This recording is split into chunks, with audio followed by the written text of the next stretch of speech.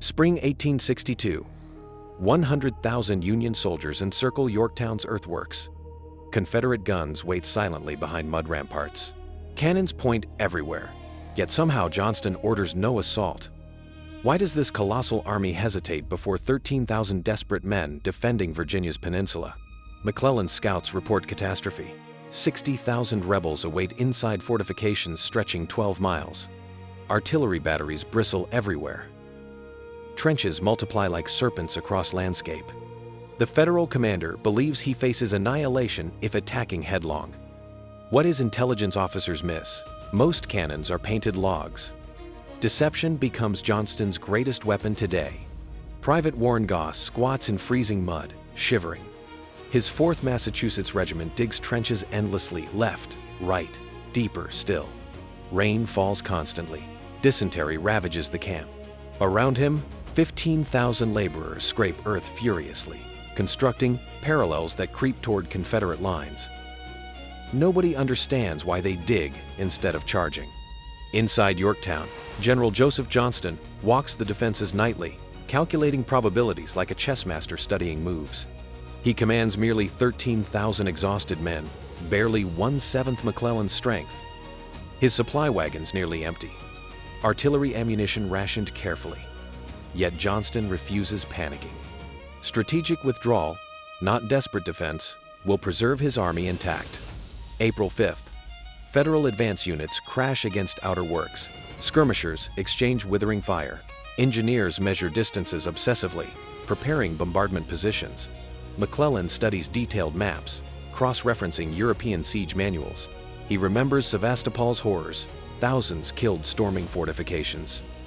One miscalculation here could destroy his reputation permanently. Caution becomes his religion, the young Napoleon. That's what newspapers call McClellan. From his, Mexican war fame commands history's largest American army. Absolutely everything arrives according to schedules. Ammunition, rations, replacement uniforms, hospital supplies. Precision organizing defines him. Yet precision cannot accelerate sieges. Only patience, and increasingly, political pressure from Washington drives operations forward. Confederate soldiers notice something curious. Federal earthworks advance daily, methodically, relentlessly. Artillery pieces roll forward on specialized gun carriages. Engineers stake out positions. Sappers dig, connecting trenches, linking artillery positions together. Every action suggests meticulous preparation, but meticulous means slow. Johnston recognizes opportunity. Evacuate before bombardment begins, preserving troops for Richmond's defense. President Jefferson Davis telegraphs Johnston from Richmond, hold Yorktown as long as possible.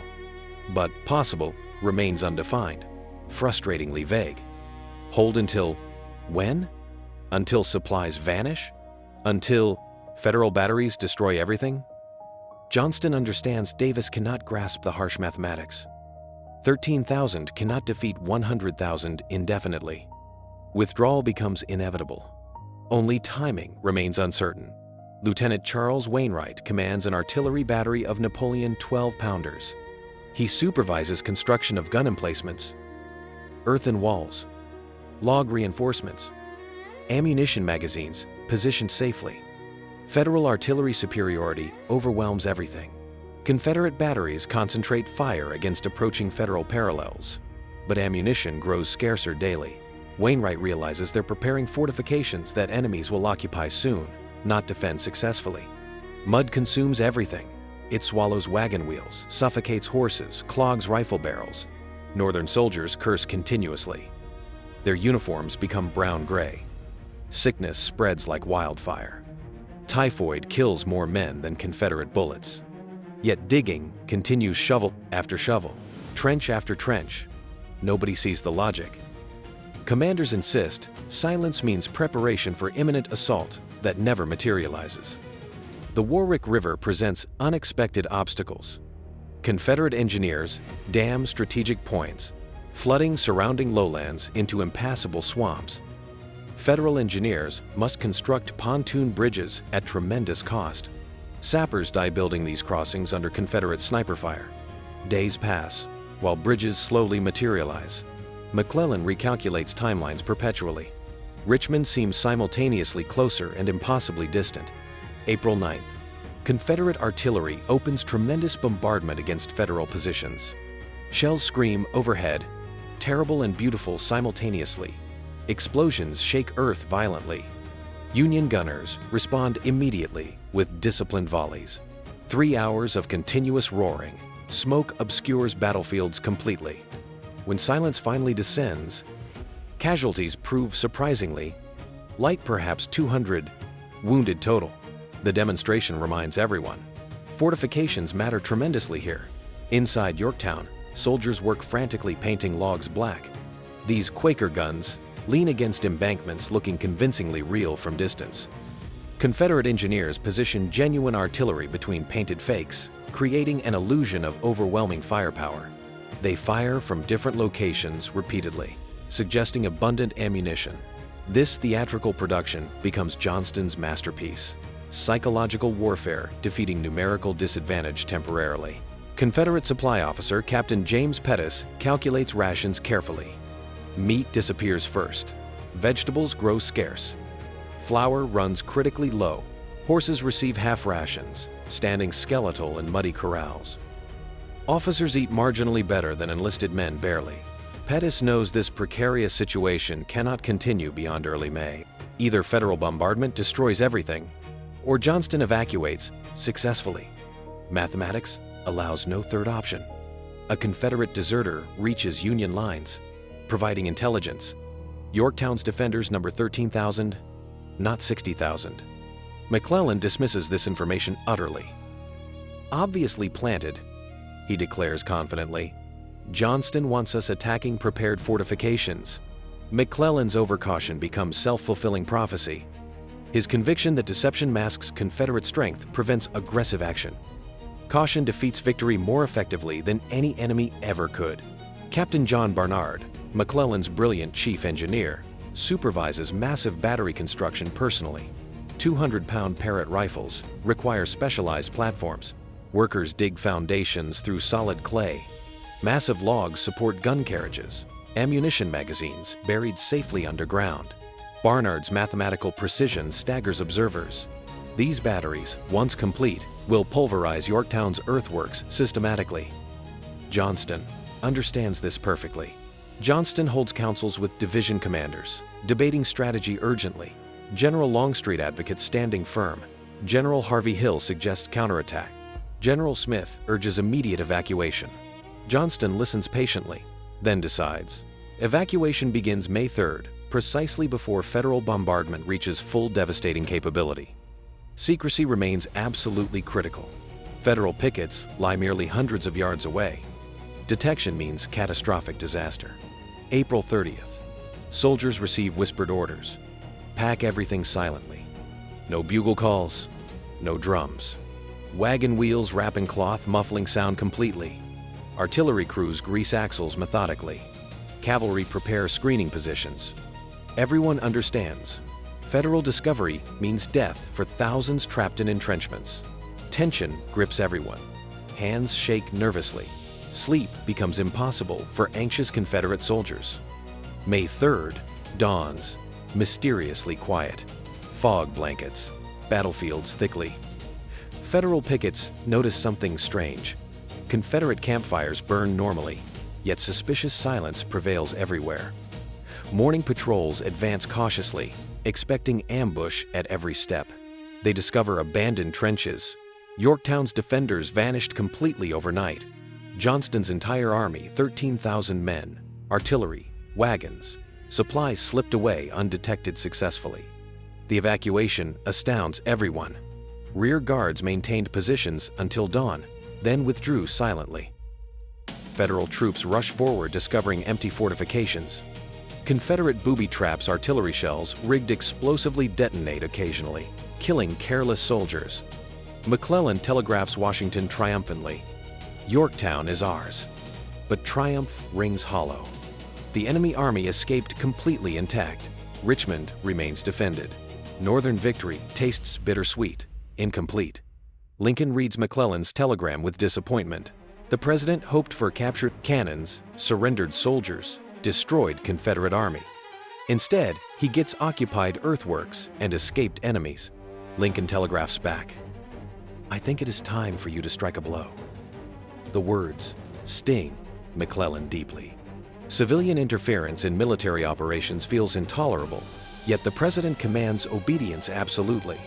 Pursuit begins frantically. Federal cavalry gallops, frantically pursuing Johnston's withdrawing columns. Infantry divisions quick march, desperately trying to catch retreating enemies. McClellan hopes to pin Confederate rear guard, force desperate battle, destroy vulnerable army segments. But Jeb Stuart's cavalry screens effectively. Constant skirmishes erupt without decisive engagement. Rain transforms roads into impassable quagmires. May 4th brings torrential rain. Roads become liquid mud. Union wagon teams struggle desperately. Artillery pieces sink axle deep. Soldiers march ankle deep through muck. Confederate army, traveling lighter, maintains its lead. Peninsula weather becomes Johnston's unexpected ally. Nature itself assists Confederate escape. Frustrated Federal commanders curse rain, mud, and Confederate tactical cleverness simultaneously with equal intensity. Near Williamsburg, Johnston orders Longstreet to establish rearguard positions. Soldiers dig hasty entrenchments. Artillery unlimbers frantically. May 5th, pursuing Federal divisions crash into Confederate defenses unexpectedly. Battle of Williamsburg erupts confused, muddy, costly. Neither side gains decisive advantage. Confederate rearguard withdraws successfully after inflicting heavy casualties. Johnston's main army continues toward Richmond, uninterrupted completely. Private Samuel Chamberlain participates in Williamsburg, fighting desperately. He aims, fires, reloads constantly. Comrades fall around him continuously. Blood stains mud. Screaming echoes through rain. He doesn't understand strategy. He simply knows enemies shoot, and shooting back means survival. After 8 hours of fighting, exhaustion overwhelms him completely. The battle accomplished nothing except suffering. Yorktown's siege lasted precisely 1 month, April 5th through May 5th. Northern newspapers attack McClellan savagely immediately. Editorial writers question his competence, courage, military judgment. Political cartoonists depict him digging trenches while war passes everywhere. Conservative newspapers defend his caution. Radical papers demand aggressive prosecution. McClellan's relationship with press deteriorates permanently after Yorktown's peculiar conclusion. Military analysts compare Yorktown unfavorably to Napoleon's rapid campaigns. Northern readers expected dramatic assault, enemy surrender, victorious entrance into Richmond. Instead, they got siege work, deception, enemy escape. European observers expressed astonishment at American generals' slowness. McClellan felt increasingly defensive about operational choices. Every letter defending himself weakened his position politically, diplomatically. Johnston's army reaches Richmond's outer defenses mid-May. Soldiers fortify positions protecting Confederate capital desperately. Citizens cheer their protectors enthusiastically.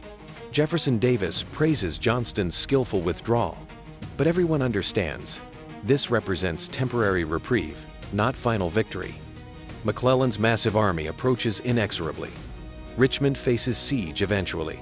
The question remains when, not whether, Federal artillery would bombard capital. What exactly did McClellan accomplish at Yorktown?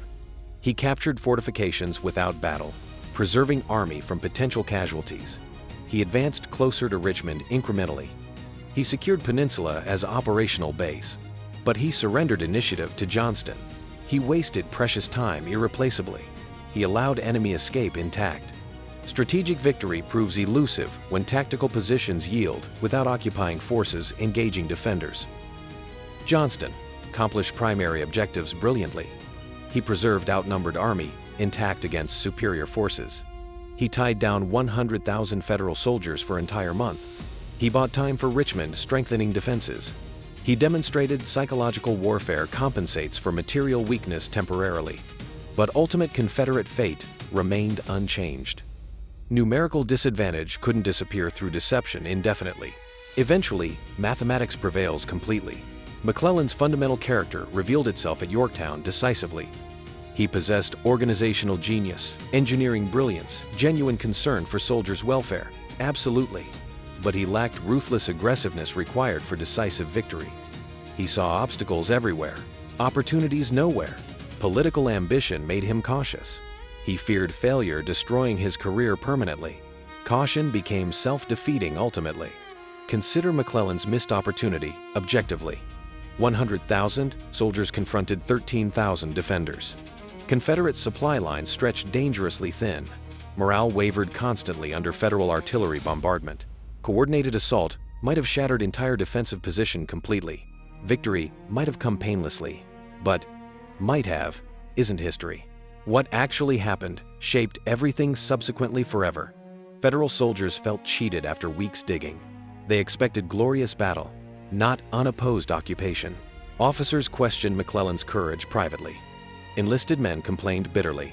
One soldier recorded, "We besieged empty fortifications while enemy laughed at us." This doubt poisoned Army morale throughout Peninsula campaign. Soldiers wondered whether commanders genuinely competent or merely cautious to fault.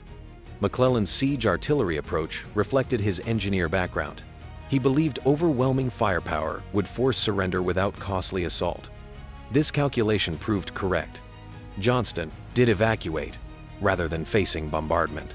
But strategy consumed precious time irretrievably. Lincoln's patience evaporated completely.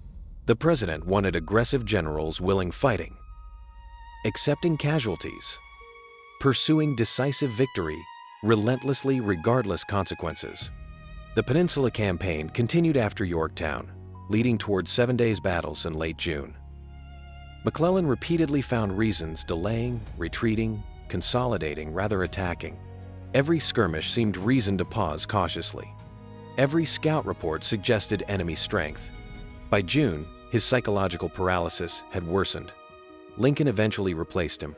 The young Napoleon's ability organizing armies proved insufficient without matching aggressive employment capabilities.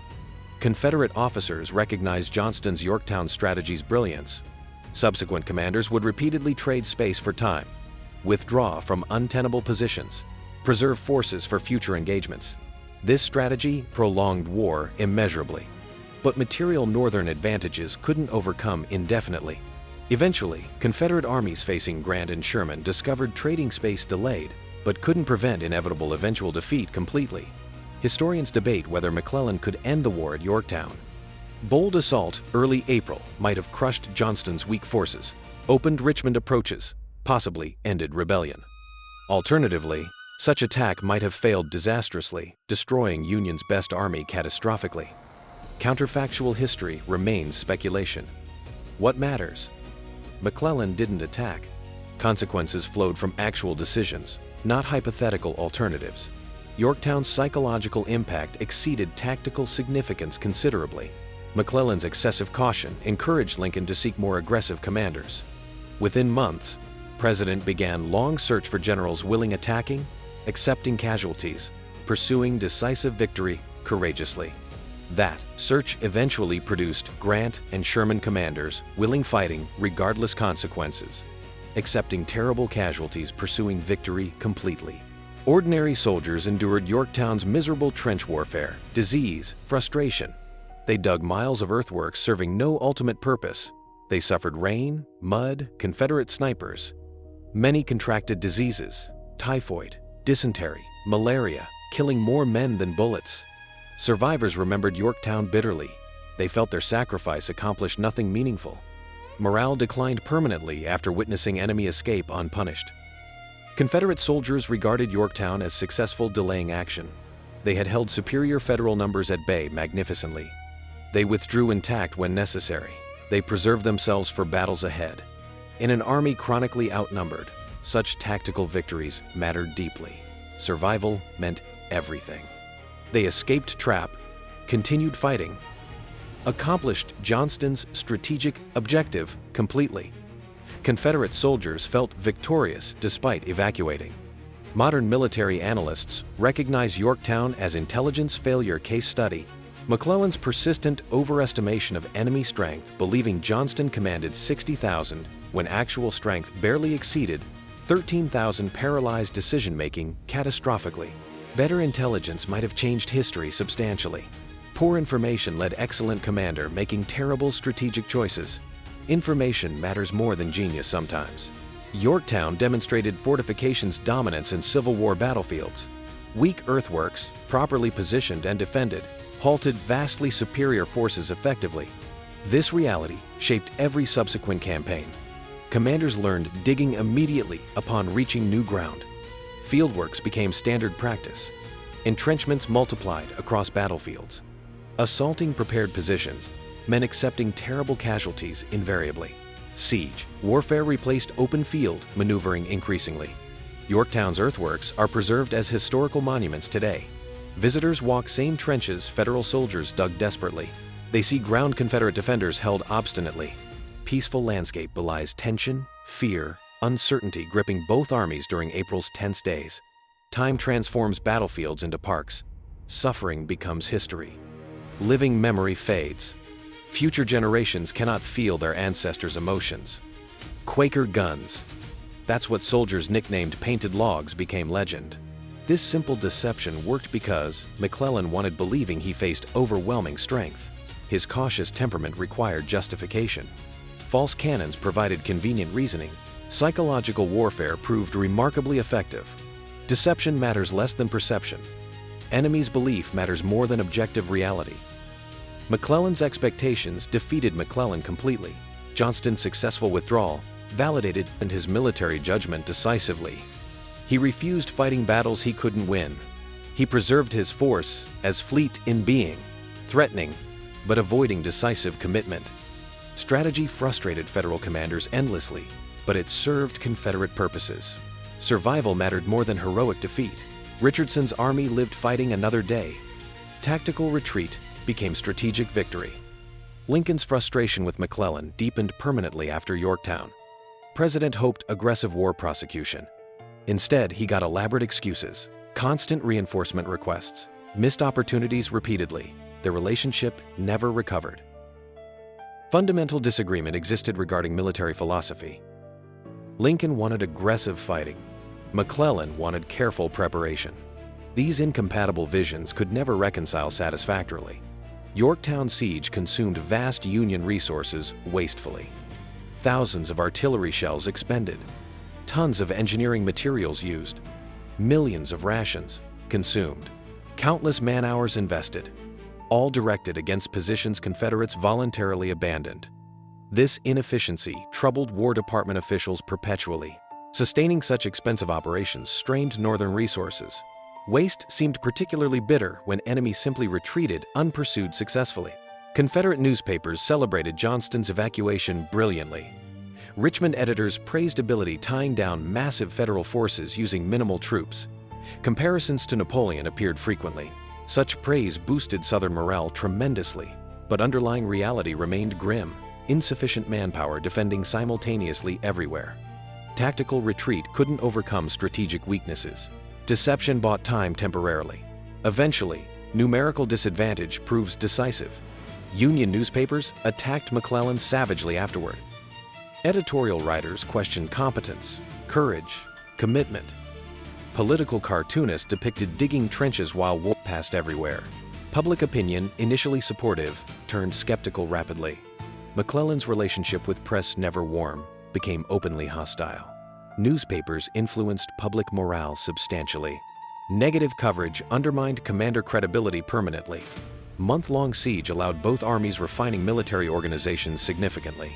McClellan improved supply systems, communications networks, medical services. Johnston streamlined command structure, enhanced cavalry reconnaissance, developed better withdrawal procedures.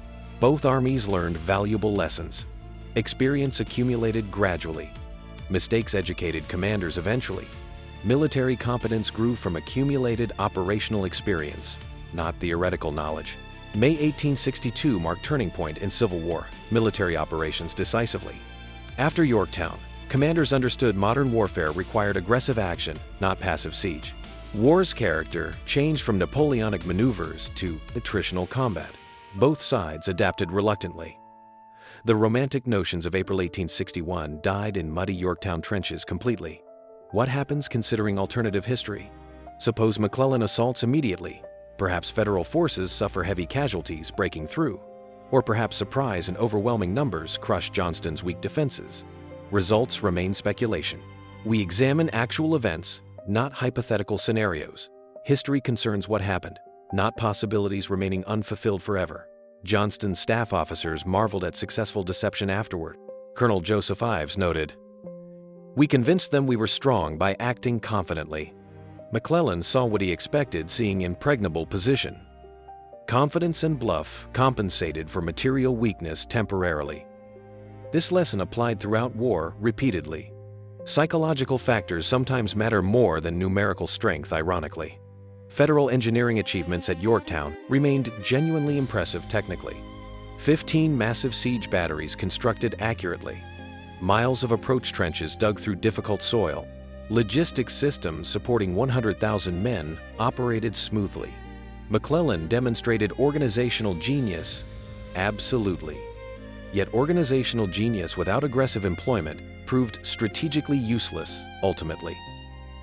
Battle of Williamsburg demonstrated catching retreating armies' difficulties. Longstreet's rear guard delayed Federal pursuit successfully.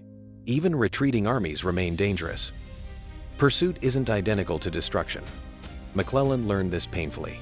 Chasing enemies differs fundamentally from defeating them decisively. Distance matters. Speed matters. Terrain matters. Everything except determination matters when armies possess overwhelming advantages. Soldiers wrote letters describing Yorktown experiences. Northern boys complained about endless digging, poor food, disease, boredom. Southern soldiers expressed relief escaping potential trap. Both sides felt commanders managed situations reasonably well despite critics' later judgments. Common soldiers rarely possessed strategic perspective. They knew mud, hunger, fear. Everything else remained abstract complications. Siege's medical consequences proved severe. Crowded camps bred disease. Contaminated water spread illness. Inadequate sanitation created health crises. By May, thousands of soldiers lay sick in field hospitals. Disease casualties exceeded combat losses, substantially pattern continuing throughout war. Military medicine remained primitive. Infection killed more men than bullets. Suffering extended beyond battlefields into hospitals, permanent disabilities, death. McClellan's massive siege artillery brought to Yorktown reflected engineer background. He believed overwhelming firepower forced surrender without assault. Calculation proved correct, Johnston did evacuate. But strategy consumed precious time.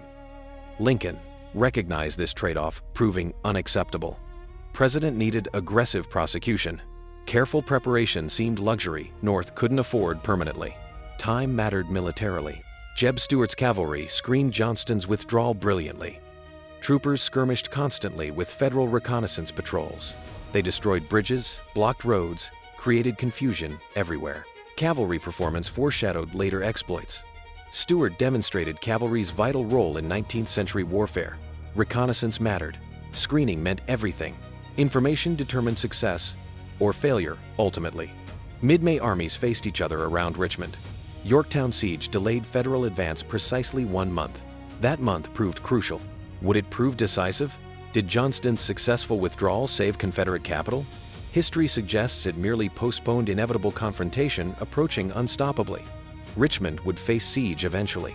Questions concern timing, not ultimate outcome. Yorktown 1862 remains strangest military operations historically. 100,000 soldiers besieged 13,000 for entire month, and smaller force escaped completely. No decisive battle occurred. No surrender happened. Siege ended discovering empty trenches. Military logic suggests something remarkable happened here, or perhaps nothing at all merely. Operation revealed fundamental truths about Civil War leadership decisively. McClellan's organizational brilliance couldn't compensate for psychological overcaution. Johnston's tactical cleverness couldn't overcome strategic Confederate weakness. Both commanders displayed strengths and limitations that defined entire war careers. Neither found complete success. Neither achieved a lasting advantage. Both accomplished temporary objectives at immense cost. Most significantly, Yorktown demonstrated this war wouldn't conclude quickly. Early expectations dissolved dramatically. Both sides learned modern warfare demanded sustained commitment, massive resources, prolonged struggle acceptance. Romantic notions died completely. Soldiers discovered war meant suffering, disease, death, not glory. The peninsula became graveyard for northern enthusiasm, southern optimism simultaneously. Historians recognize Yorktown as missed opportunity for Union, temporary Confederate reprieve. Had McClellan attacked immediately, history changed possibly. But possibly isn't certainty. Counterfactual reasoning leads nowhere productive. What happened actually shaped everything subsequently. The siege that wasn't became the battle that never happened. Consequences flowed regardless. Yorktown's peculiar siege ended without engaged battle. Johnston's army survived, fighting 7 Pines, then under Lee at 7 Days. McClellan continued toward Richmond magnificent, cautious, seeking perfect moment never arriving. History proceeded regardless of their individual choices. Wars continue flowing toward conclusions independent of commanders' preferences eternally.